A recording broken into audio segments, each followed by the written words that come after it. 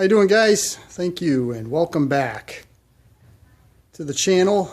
I'm continuing to work on my custom electrical box for my 1056 wheel horse garden tractor. And as I indicated in my last video, I had cut the piece of sheet steel that to the size that I wanted in order to make a custom size box. One thing that I've done so far, let's see if I can get this to look fairly okay. I guess not. Well, right there. You can see I got all my pencil marks on the piece. This is my this is the 1/2 inch 90-degree flange that I'm going to bend up in order to kind of weld the box together. I did make a couple triangle relief cuts, so that way when we make that bend, which will be the first bend, I'm going to bend up each side 90 degrees first, and then bend the sides of the box up in order to make like a U shape. The other thing I did too is I did mark off the corners right there, so that way we can have a nice kind of like a finished touch, kind of like what Wheel Horse did up here on the top of the box. So that way it looks finished off. It looks kind of nice and not quite as rudimentary.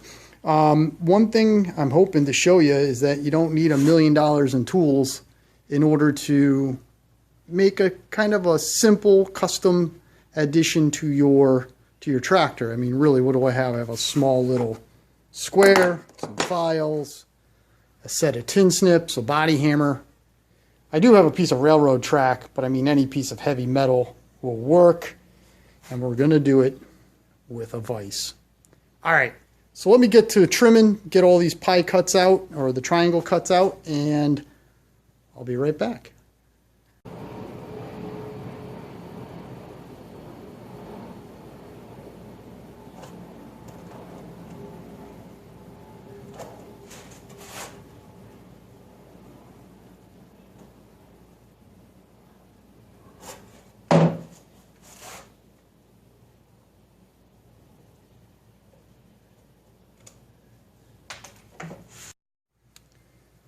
With one side actually bent up, you can see that it's visually 90 degrees. I actually used my little square right there, and it's pretty darn 90 degrees. And all I used was my bench vise, a couple pieces of aluminum angle iron, just made sure everything is really nice and straight. Get it pretty much bent into place. I did one section at a time.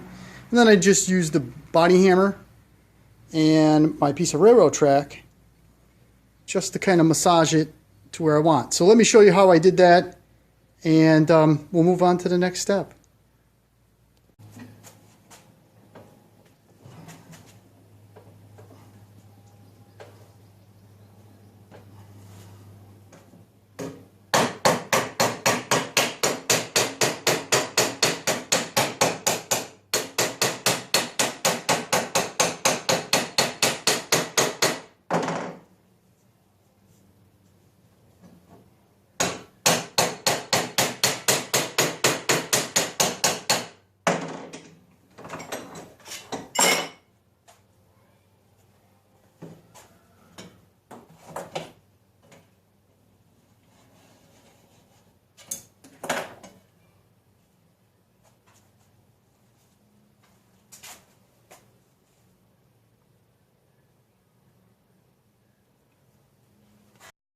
Okay, to bend up the sides, clearly my vise is not big enough to accept this piece of steel, or I should say the sheet metal.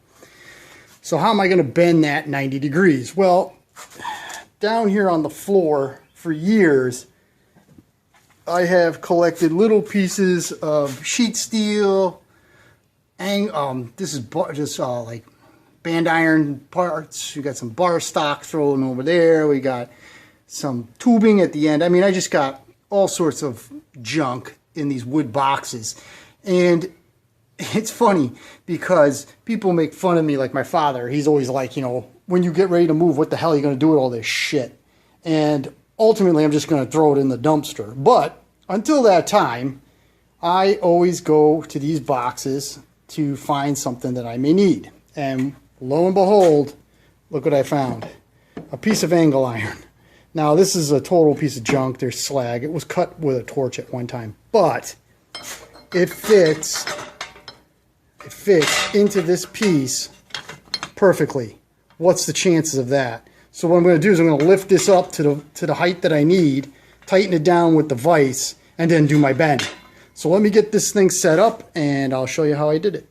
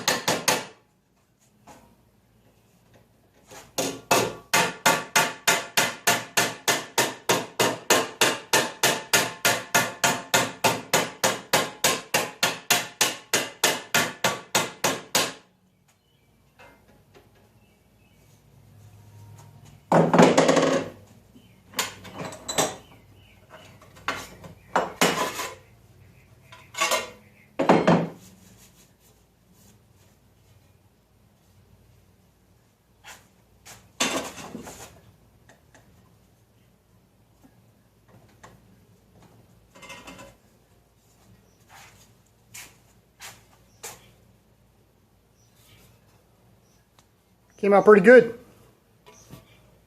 I'll get the other side done and we'll take a look at the finished product. Alright, well that came out pretty darn nice, if I may say so myself. As you can see, everything lined up real nice. Now the sides are not perfectly 90. You can see that they're going in this direction a touch. That's perfectly fine, because once I cut the sides for the for both sides, and I go to tack weld it together, I will pinch them in, because they do move. I mean, I can bend them in, and then they'll be perfectly 90 degrees. I don't know if I'm going to be able to put the lid on with, let's see here, with one hand. Hang on real quick, guys. I'm going to put you on pause real quick and let me put that top on. So there's the top. It's on. It's a little crooked, I know, but it'll be all straightened out once I get the sides and everything on. And you can see how I made it a little bit shorter. And the reason why I made it a little shorter was because I wanted it to fit under the starter motor a little better than this box. So that looks pretty darn good. So let me do some measuring, and we're going to lay out the sides, the flat sides. These are just going to be pieces of steel cut, obviously with the tin snips again. And I'm going to roll the edge. I'm going to roll this edge over just like they did. That way it just looks nice and finished. But then again, I didn't roll the top edge over here.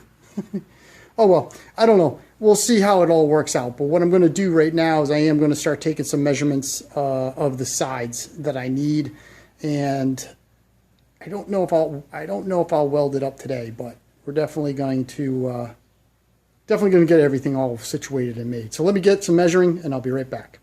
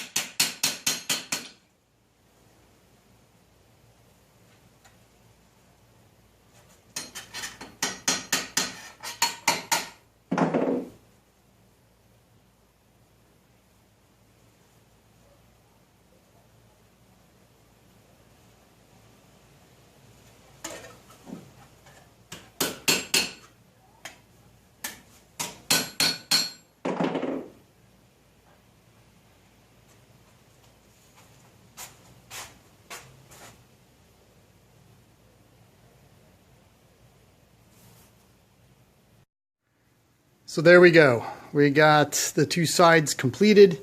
They fit real nice. You know, they're going to go into something like this. Obviously, I have to pinch these these sides in a little bit when I tack weld it together. And what I'm going to do is I'm going to just make a series of drill holes, maybe 3 or 4 in the outer side. I'll clamp it together and then hit it, then just spot weld it together. Came out pretty good. You know, it's not perfect, but it's pretty darn close to perfect. I'm real happy with the way it came out. And it's amazing. You know, you don't need $1 million in tools in order to build stuff. All you need to do is just be a little, you know, a little mindful to your process. Like, you know, I had to make sure that I bent certain aspects of the box at the appropriate time because I don't have a brake. When it comes to cutting the sheet metal, I got a pair of dull tin snips, which, you know, you just got to work around it and get it done. Next up, I'm going to drill the spot for the spot welds. We'll get that thing clamped together.